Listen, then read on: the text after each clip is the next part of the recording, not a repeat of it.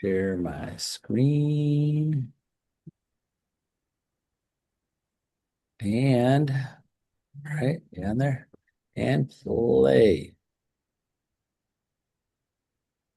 All right, everyone. Thanks for joining Tony and Tony today about objection handling, turning concerns into opportunities. So, let me first preface this.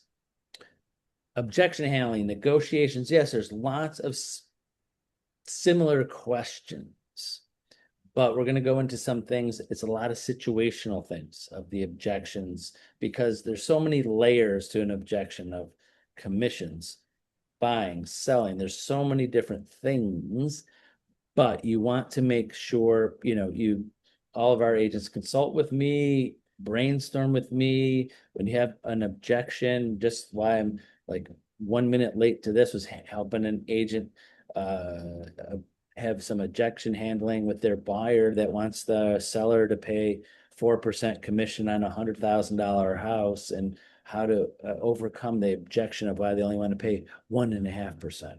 So there's different scenarios. So always reach out to me, but we're going to run through this. So, all right, hold on there. Hey, Tone, can you see my screen? Yes, Okay. I can see it. For some reason on my laptop, I don't see us in the corner. So go here there. All right. Understanding objections. Objections are a normal part of sales process. Most objections stem from uncertainty or fear. An objection often means the client is still interested. Successful agents become welcome questions and concerns. Confidence comes from preparation and practice. And a pro tip: don't view objections as rejections, view them as requests for more information. So going down the list, objections are a normal part of sales process. Of course, no one has the selling. If you're trying to convince someone that you want to work for their buyer, you to sign a buyer's agreement. No one rarely does, when they present an offer as a buyer's agent to a seller and listing agent, they're like, sign, done. There's always a counter offer. So I say anything that's not agreed to when presented is an objection to me. So sometimes agents feel objections are things that are negative. No, just like it says that, no, they're just asking for more information or a counter offer. It's objecting your offer. Most objections stem from uncertainty or fear. Yes and no, like I just said, they're just they don't know the outcome. So again, all of these, that's why I preface this, is all about situational objections, buyer agreements, purchase agreements, working with what lender, what loan program's best for you, things like that. Successful agents welcome questions. I love questions. That means my client or the person I'm talking to is talking more than I am. So the more questions you have is the better conversation when they are in control of their questions. And confidence comes from preparation and practice. You can't it's so hard to teach objection handling until you have these objections. Does that make sense? You can't have all of this stuff.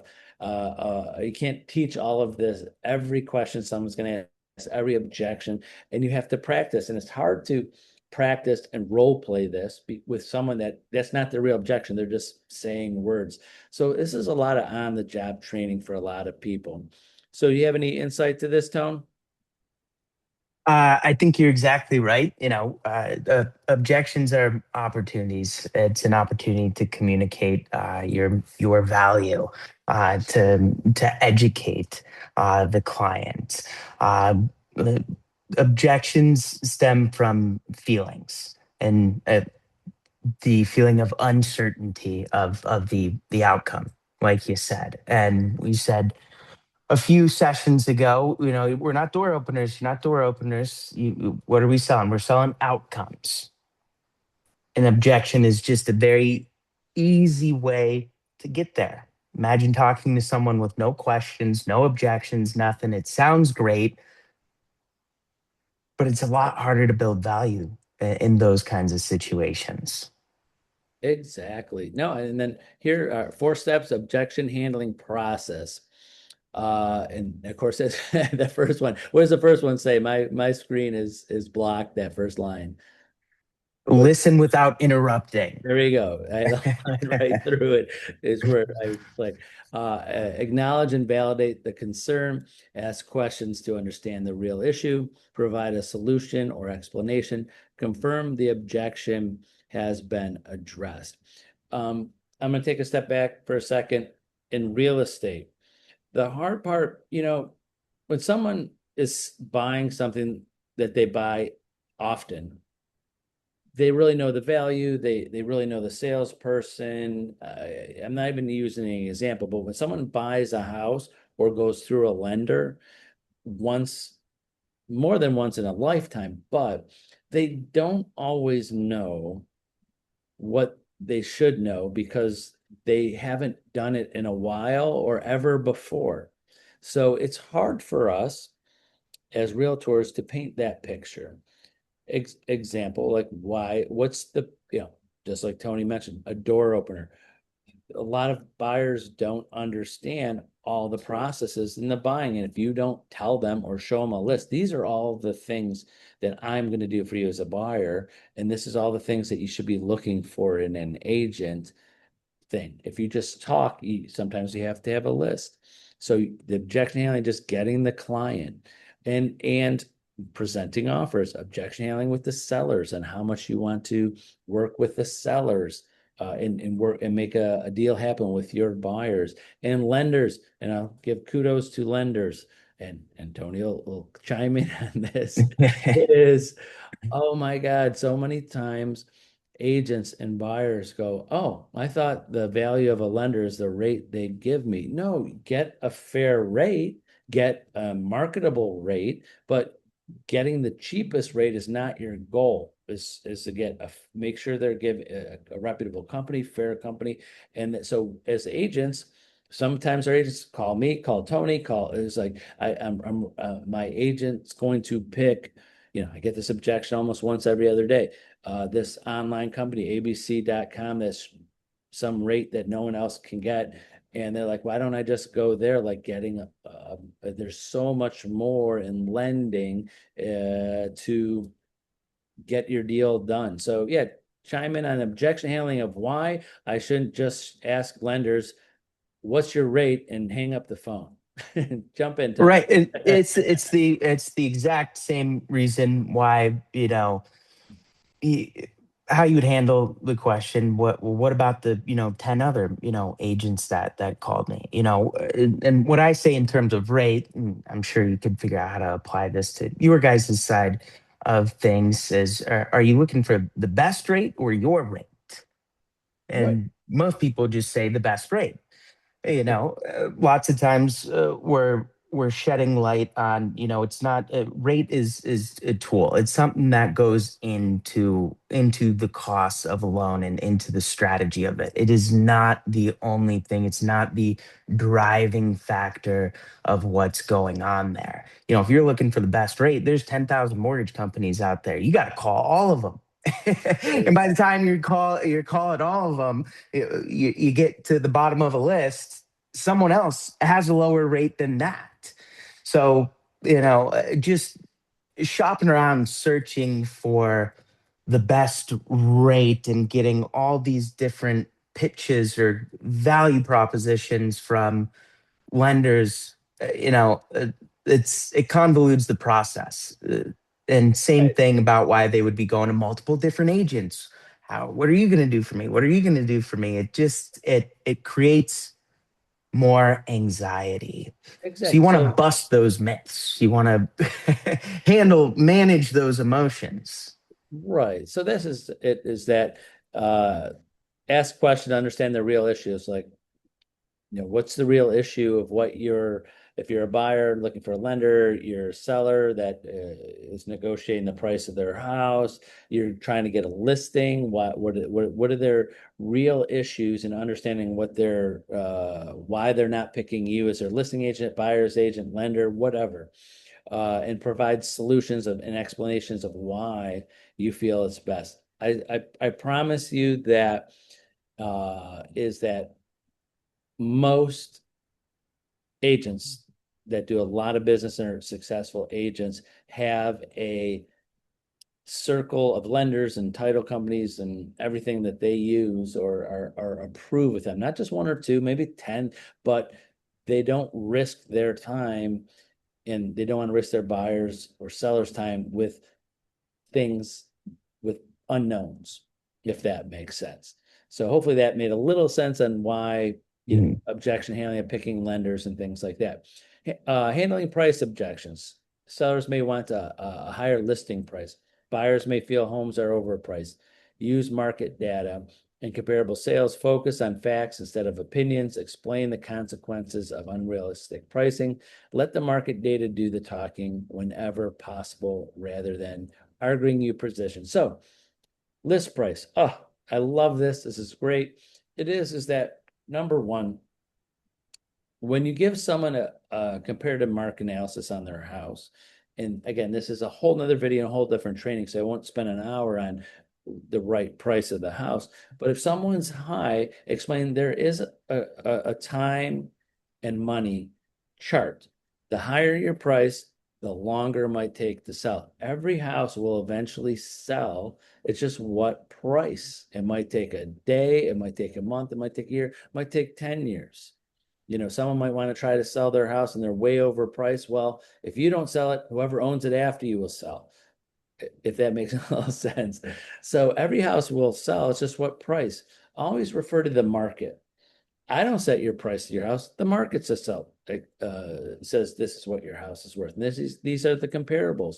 We have to show we can't just be unrealistic. The buyer's agent, if they're when the buyers come to your house, Mr. and Mrs. Seller, they're gonna if they have a great agent, they're gonna go give them what's selling in your neighborhood. If you're way up here, they might not even see your house. So again, whole different video could go on for hours about that.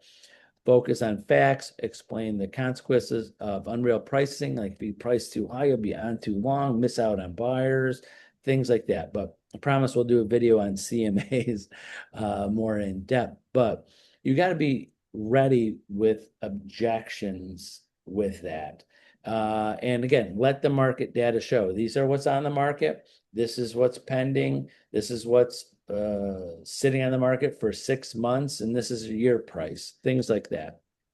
Handling commission objections. Love this too. Explain the value you provide. Discuss marketing and negotiation expertise. Highlight your support throughout the transaction. Share examples of success outcomes. Focus on net proceeds rather than commission percentages, especially with sellers. When clients understand your value, commission becomes less important. So with commissions, you set your price.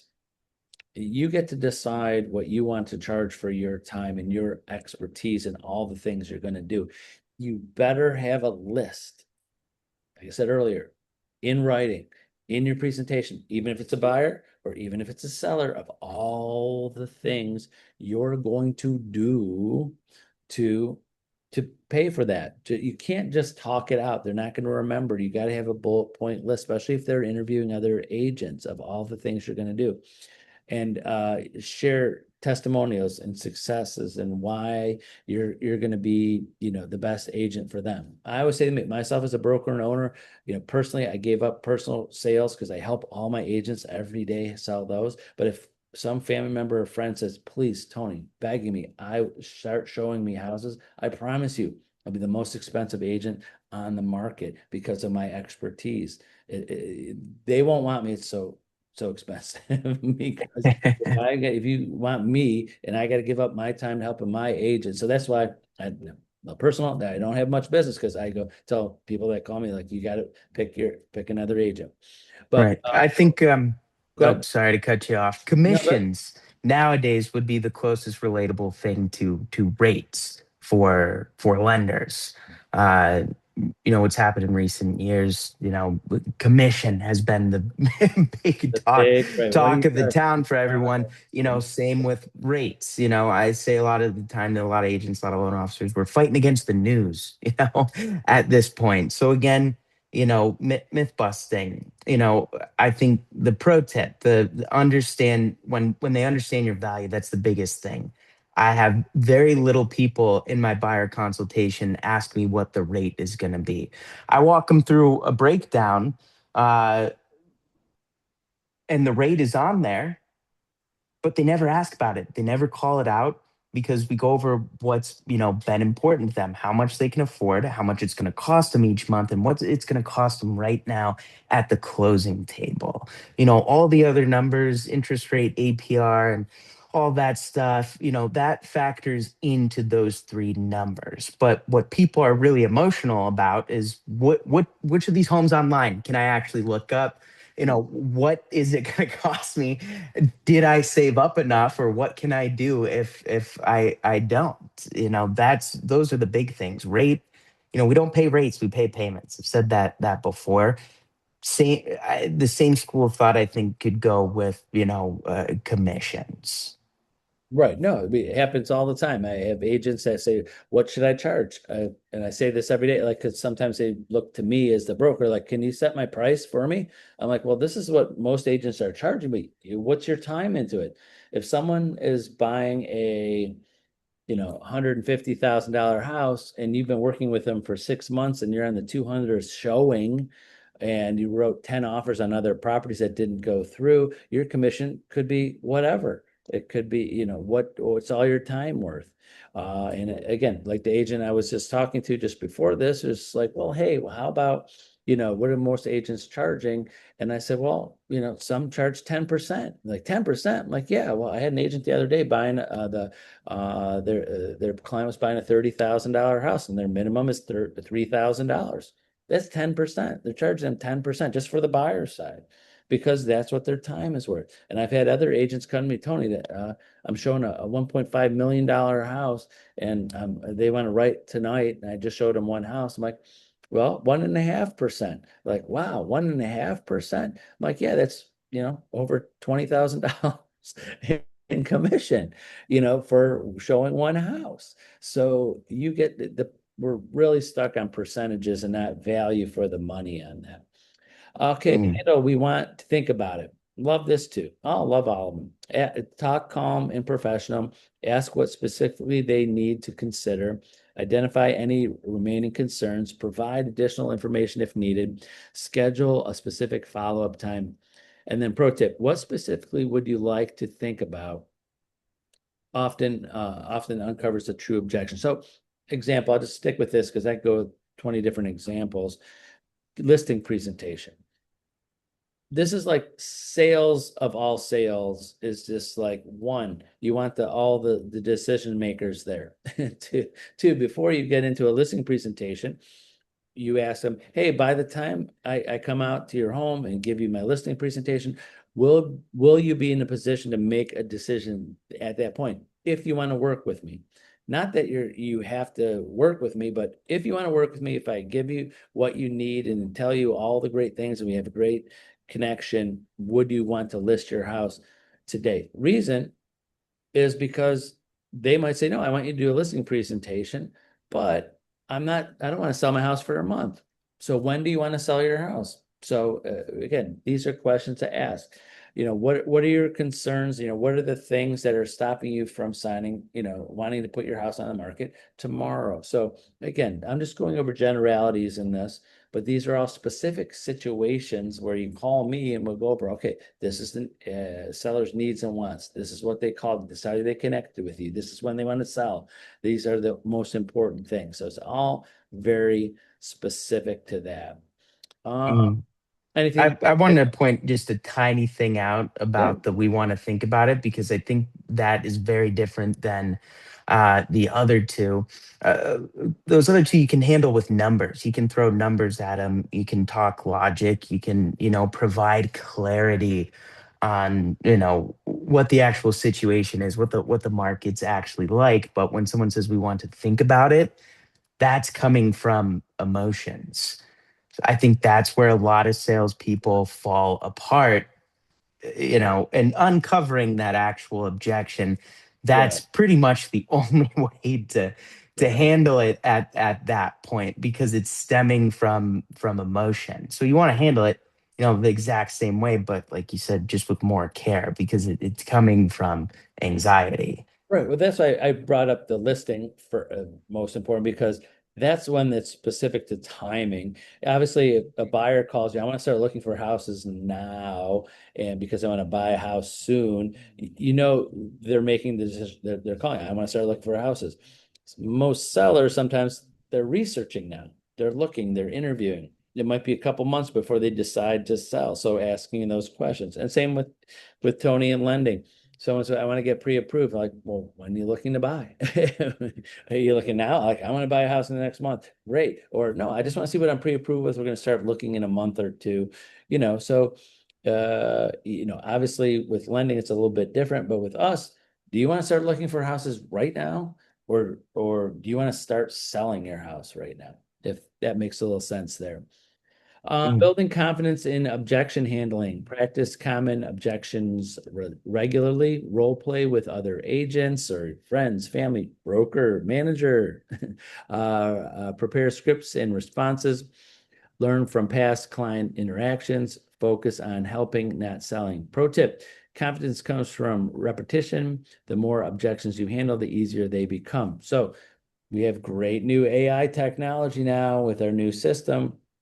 So please get with me or Debbie, any Central Homestar agents. We have a coaching AI where you could do objection handling, not with a person like me or Debbie or another agent or a friend. You have actually AI. And if you saw our technology, our videos on this, it's awesome. So please let us know. And you could do objection handling with AI, which is, okay, I hate to say this, almost smarter than we are. What I mean by that is they're that AI is just going and researching it and finding it all over the place. And I would say I'm very, very, very, very knowledgeable about objection handling of 33 years in real estate and things I come across, but my brain isn't searching all over the internet and all over things and researching other. I know what I know, and I think it's great, but I know AI might add some things to it. So do a combination. Practice with AI, practice with me, role playing with that. Anything to add, Tone? I think how I mastered objections was, obviously repetition. I come from a direct to consumer background, so when you're in a call center, you're talking to a lot of people every single day, handling lots of objections, but using the tools of today, like AI, that was the biggest thing. I say it in almost every call we have. You get out of it what you put into it. So, the more pressure you put on it, the more it's going to give you, back. And you can even ask a lot of, real estate coaches or mortgage coaches out there. I would ask it, what would Dale Vermillion was a big coach we have at cross country. What would Dale Vermillion, say to this? And it scans, the whole internet, everything, Right. in seconds knows about, him and what's information and strategies and tools are available out there. You could even say Ryan Sarhan. He's the guy from Bravo, right? $1 Million Listing. I'm sure there's Right, plenty right. of Yeah, yeah, interviews and stuff out there. You could ask it, how would Ryan, handle this? And it'll yeah. it'll give you, the perfect sequence of words, just like they Right. might say it. And you can just use that. And eventually, if you do that enough times, it'll come naturally. I find myself talking like ChatGPT almost. So, and not to keep promoting our AI tools, is you could even ask it like, hey, this client, these are their objections. I'm trying to list this home, and this client is more of an analytical person. They're an accountant. They want numbers driven. Give me some objection handling and a listing presentation to help this client. And the AI will spit that out. And same, this person is more emotional. They've lived in the house for 30 years. It's their family home. What are the things that I could say or do? Give me some objection handling and scripts that I could do with this person. These are things that people, even the most experienced people, can't give you where AI could almost give you so much more. So for all of those, people in their 50s and older, just that don't get it, because a year ago I didn't get it. I go, AI is just like Google. No, it's not. You gotta play, and that's why we present these support systems and technology to you so you could use this, but it's so good. It's not taking place of you or me or anybody. It's just a tool to help you, if that makes sense. It's a Help get learn. ideas. That's what I, It's a learn. use it for. Help get ideas, Ex for how to handle things. And last tip that I've got with that is to use talk to text. If you're doing it on the computer, on a keyboard, or typing with your thumbs, you tend to go shorthand because you don't want to type I out too agree much. with We're you. lazy. So if you hit the talk to text button and then just talk your thoughts into it, you could do that faster than you could type, and you're getting more out of it because you're Oh, giving it more. Talk to text. That's a right. big thing. And not to go off on a tangent about, I love that, is that I use uh AI to help me with texts and emails. Like I'll send a detailed email to agents or what they should send to clients. And I'll say, take this email, shorten it so it's a shorter text with the most important parts of it. And AI will help me generate a nice text that I might have left off things because I don't want to write a whole email. So when I tell agents, hey, you should send this to your buyer, but detailed in an email, but you can't write this huge text, send them to them both. Hey, check my email, but here's the bullet points, things like that. It's really, you gotta play around with it. But great realtors don't avoid objections, they embrace them. Every objection is an opportunity to educate, build trust, and move the client one step closer to making a decision. So like what I was saying earlier, and these slides didn't really say that, is that a question is an objection. I don't get it. I need more information. So the more objections, questions are opportunity to educate, to show that you care, that you're knowledgeable. But I will add this, don't worry about you have to give them an answer right then. If you're not sure, you don't want to screw it up. You don't want to say the right thing, whatever it is. Like, hey, okay, stupid example. Agent says, the seller says, I don't want to pay you more than 2%.